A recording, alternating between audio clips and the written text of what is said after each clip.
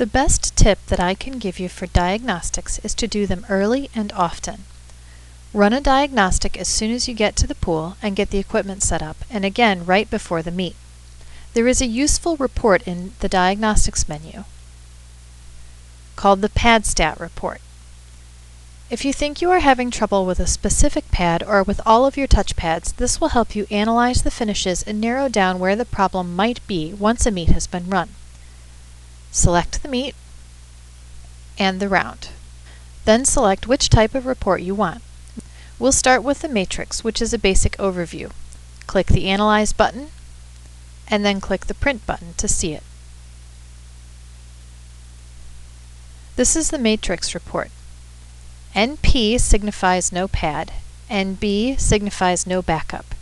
Early means that the pad came in more than 3/10 of a second before the backup, and late means that the pad came in more than 3/10 of a second after the backup. If you see a pattern of no pad hits on a specific lane, it can indicate a problem with the touchpad or the deck cable. No button hits can mean a problem with the button, the cable, or the button pusher. The summary report does the same thing, but it gives you the times as well, including any adjusted time that may have been entered. Again, these reports can be useful for pinpointing hardware problems in a specific lane. There are also some great tips and instructions for diagnosing and fixing hardware problems on our website. Go to www.istime.com, select Customer Service, and click on Tips and Technical Support.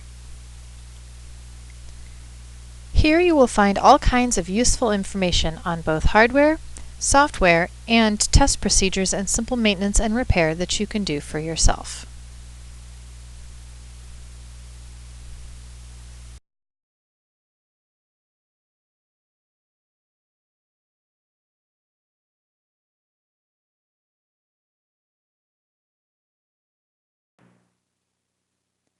In timing mode, there are a couple of features people don't always notice right away. The first are the checkboxes here at the bottom of the screen. This allows you to turn on or off the option to print heat and event results, or to confirm the results after each heat. You can also turn the pad bell on. This will cause the computer to ding each time the pad hit is registered, giving an audible cue to the operator. You can increase the volume of the bell by turning up the volume on your computer, but depending on your speakers, it still may not be easy to hear over the screaming of the girls' teams. You can also select to do a manual finish. When this is checked, the race will finish, but will not move on to the Confirm Event screen until you have manually clicked the Confirm Results button that appears. This is useful if you are running events with younger swimmers who don't get out of the pool within the 15 seconds and end up tripping the pad on their way out. If the manual finish is clicked, you can click the lap number down when that happens on the last lap. Otherwise, the computer will mark the lane as finished and move on, often before you catch it. If a swimmer does trigger the pad too early, you can click it to a lap down here. Or click the lap up if they miss the pad on the turn. The splits will be incorrect, as it takes the time that you clicked it for the split, but it will make sure that the race finishes correctly. Auto Arm will arm each race automatically so that the operator does not have to remember to click the arm button at the beginning of each race. However, please keep in mind that this will not work well if there is an empty heat. So if you are running a large age group meet and have empty heats, please do not use the Auto Arm option. If you want to see the names of the swimmers that are entered in a relay, you can right-click on the relay, and the names will be listed in the blue box. To get rid of the box, click anywhere in it.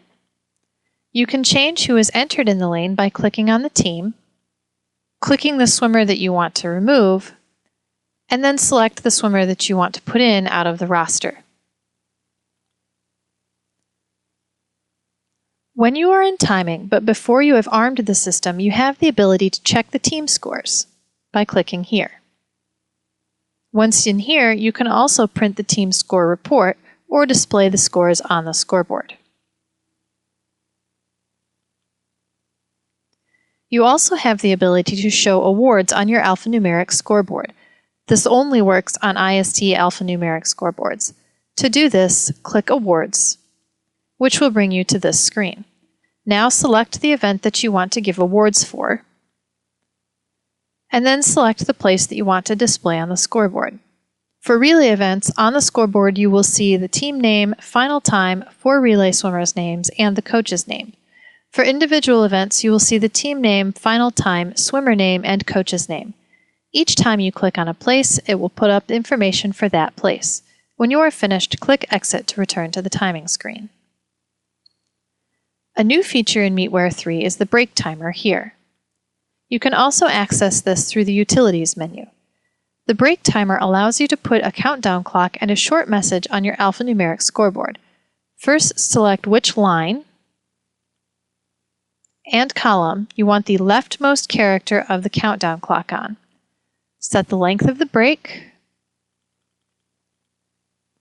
and what you want the message to say. The message is displayed next to the clock on the same line, so it's only about 6 characters long. When you are ready to start the break, click Start. The time remaining along with the message will be displayed on the scoreboard, and the time remaining is also displayed on the computer screen. That way, your operator can leave and take a break and get back in time to start the next event. When you are in the Heat Confirm screen, if there is a problem with time, either no pad hit or a difference of 0.3 of a second or more, you can adjust it according to the NFHS rules for adjusting the time. The adjusted final time is calculated using the average difference between the pad and the backup times on all correctly functioning lanes, then subtracting that difference from the backup time on the malfunctioning lane or lanes. Lanes that are marked in yellow either had no pad time, no backup time, or a backup time that was greater than 0.3 of a second faster than the pad time. Lanes marked in blue had a pad time that was greater than 0.3 of a second faster than the backup time. To see the adjusted times of any lane, click on the checkbox to the left of that lane. The new adjusted time will appear in the Adjusted column, here. This time will also replace the official time. To revert back to the previous time, uncheck the checkbox for that lane. If the changed time changes the order of finish, you will be warned with a message box that pops up. Check the order of finish carefully. It must match what the official has as the order of finish. When you are satisfied that the times have been correctly adjusted, click on Accept Adjustments. Clicking Reject Adjustments will return you to the screen without accepting the adjusted times. Clicking Print will print a hard copy of the screen for your reference, and clicking Calculate will give you the adjusted times. You can also adjust times based on up to 3 watch times. To do this, click the Adjust Heat checkbox at the top of the screen. The screen changes to show each lane, primary time, and space for up to 3 watch times. You can enter watch times by clicking in the box and typing in the times without punctuation.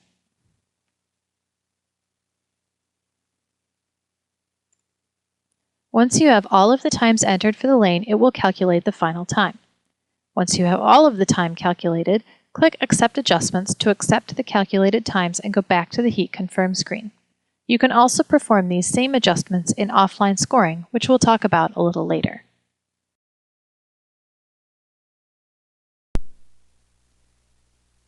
In diving, either in the timing screen or in the offline scoring screen, you can pre-enter the dives.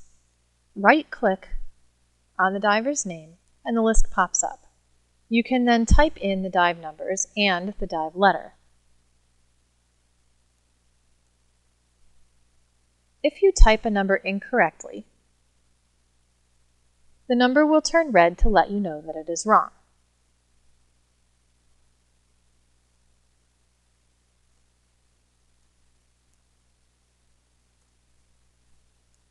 If you are set up to run an 11 dive meet, here, when you go to enter the dive numbers, you will see a checkbox for Validate Dives.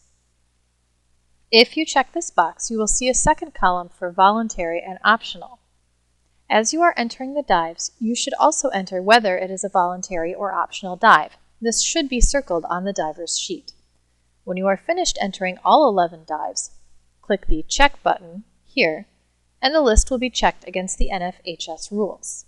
If there are errors, an error log will be generated to let you know what the problems were. You can give this to the diver or the coach so that they can fix the list and then try it again. One way to ensure that you will get valid dive sheets for your invitational is to direct your coaches and divers to a website. www.istime.com/divesheet is a free website provided by IST that will allow your divers and coaches to enter their sheets, validate them, and email or print them to you. You can do either a 6-dive or an 11-dive entry. Once the divers have entered their name, gender, team and school, and the date of the meet, their dive numbers, positions, and whether they are voluntary or optional, the dive sheet can be validated and then emailed to you or whoever is running your diving meet. It can be printed so that there's a hard copy available. And you can also print a blank dive sheet if you would like to send that to them to fill in as well. Again, this is one way to make sure that your dive sheets will always be correct. It is available as both a web browser and a mobile app for web-enabled phones.